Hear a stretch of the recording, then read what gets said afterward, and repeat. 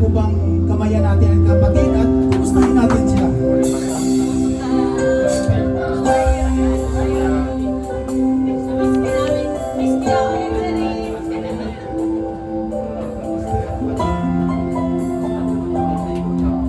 Yes, Lord, tunay ka po, Panginoon.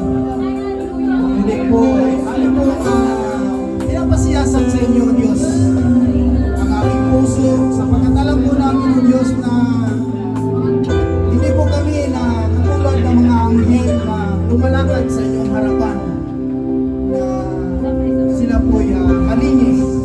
Pero Lord, hindi po kami inyong mga anak, ngunit magpapalinis, magpapasiyasat sa aming puso, sapagkat alam po namin, kayo po ang Diyos na banal, at sinabi po Diyos na dapat din po kami magpakabanal. And Lord, salamat po at kapatid, tayo po'y sama-sama na tumawid sa Panginoon. Ariin po namin kung